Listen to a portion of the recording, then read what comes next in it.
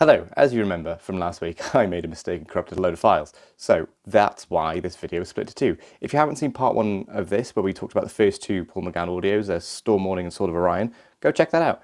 And then come back here and listen to us ramble about this. This one gets a bit silly, to be fair, in true time-space visualizer fashion. Anyway, I'm going to go now because my arm's hurting. Bye!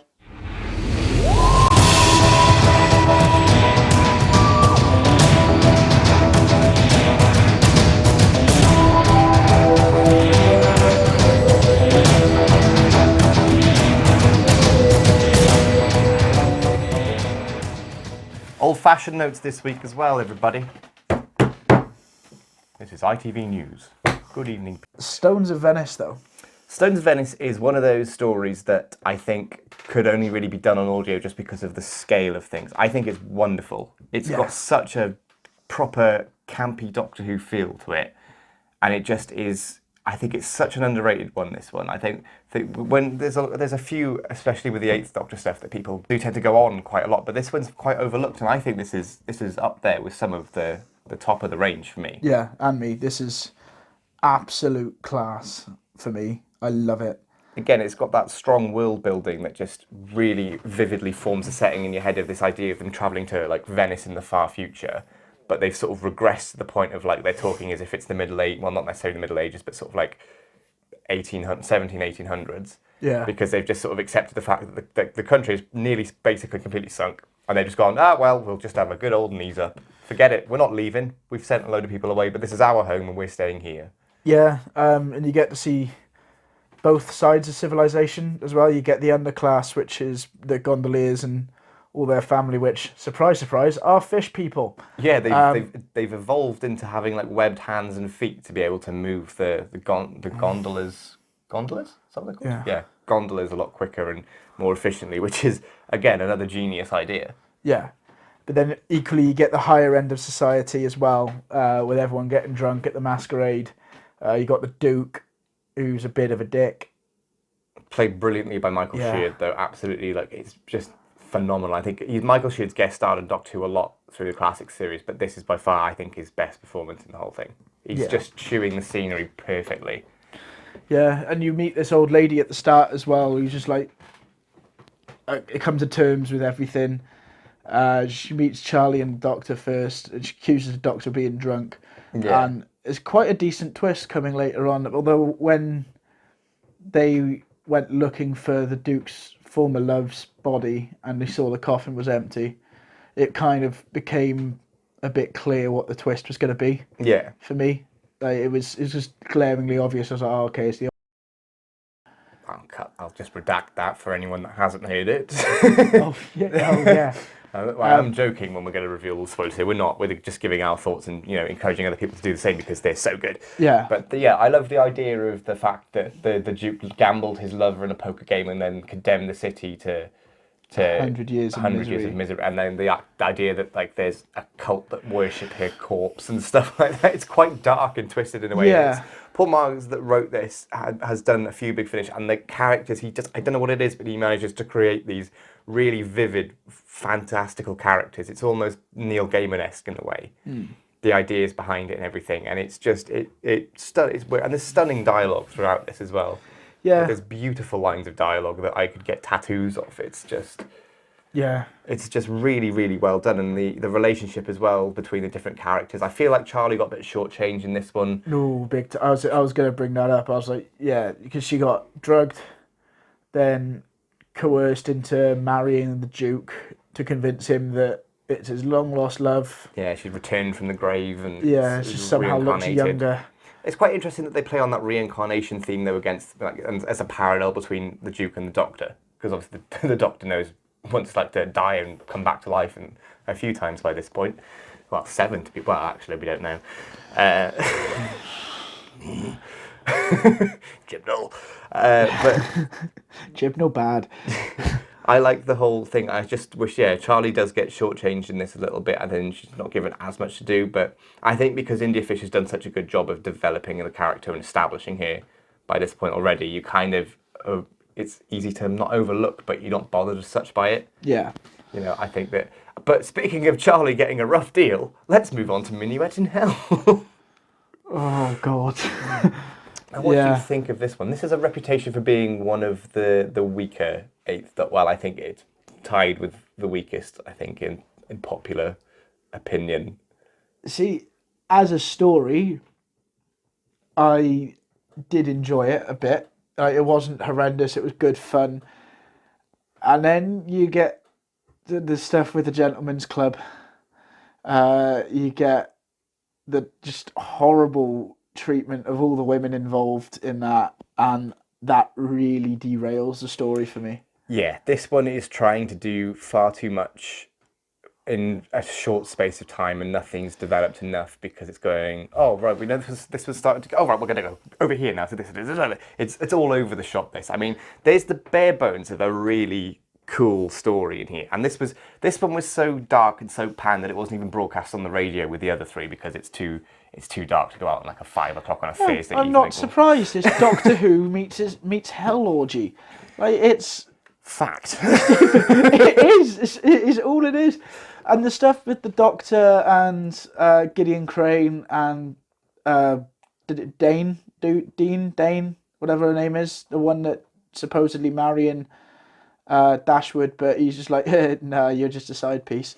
Yeah, I mean, McGann's great in his first amnesiac performance in this, but like you said, there is too much going on in terms of the relationship between different characters, and it's like, are you doing like a political thriller? Are you doing like a fantastical Hellfire Club thing, or are you going like straight horror with the Psychiatric Institute? Like, which one is it? Yeah, because it starts to sort of go one way, and then it'll veer off, and then it'll veer back before splintering another way, and it's like it's the psychiatric unit stuff that I enjoy the most out of this. That's by far and away the best part. And I think if they'd have just played with that and had the idea of the Doctor has lost his memories, but another man for some reason has the Doctor's memories, and that sort of battle to get him free alongside like a tyrannical fictional government in this new state in America, that would have been fine. You could just cut all the Hellfire nonsense out. Yeah, that did not need to be in there. Because it's so bad. It's so bad. It's horrendous. It's the treatment of Charlie. And like, this isn't like, it's not even like you can justify it by saying, oh, it's a historical, where this could have happened. Like, this is still set in like relatively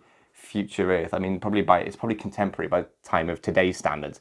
It wouldn't, like, it's not okay to do. And I'm not saying that exploitation like this doesn't happen. It definitely does. But it's so jarring because you've got this straight horror thing of like the Doctor incarcerated in the psychiatric unit being taunted and him stressing about who he is. Such a good psychological thriller. Yeah. To then just go to, oh look, Charlie's somehow stuck at a blimmin' hell orgy. And it's done as, and like that bit's the bit that's done as the comic relief in a way. Yeah. Because it's like Charlie meets Becky Lee, who is another employee of this Hellfire Club, and it's basically like, well, you're a prostitute now. Have fun. No. The quote is, "Pretty little satin bottom." Yeah. It's again just, it's just not. It's not nice. But the thing is that you've already got the Doctor being like taunted and psychologically beaten down in this institute. You don't need Charlie. Like Charlie, we haven't even mentioned the fact that the Brigadier's in this. Oh God, yeah. The Brigadier who is in this is great, by the way. He is. It's just it's not quite clear why he's in it, though. It's such a random story to have him in. Yeah. If you're going to have McGann and the Brigadier, absolutely by all means do that.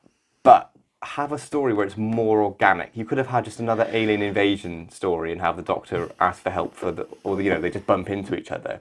Because that's what lets us down, I think, is because there's barely any interaction between the Doctor and the Brigadier as we know. Because, all right, the Brigadier acts with the Doctor. The Doctor doesn't know who he is because he's lost all of his memories, and the Brigadier doesn't quite believe it's the Doctor yet. So it wasn't until they finally get everything sorted and they have that conversation, it's like, oh, finally, and then it's finished. Yeah. I mean, you do get that typical Doctor mansplaining it to, well, not even mansplaining, just simplifying everything and saying how stupid people are. Yeah. Which you tend to get with when he's talking to the humans in the story. Because Gideon Crane's obviously kept some of the Doctor's mind, but it's going. He can use Gideon to help him sort everything out, and I like because everything's already there. Yeah, and I like the idea that's all happened because the Doctor just landed the TARDIS on a man by accident and sort of basically psychologically split himself and the TARDIS all through that bloke.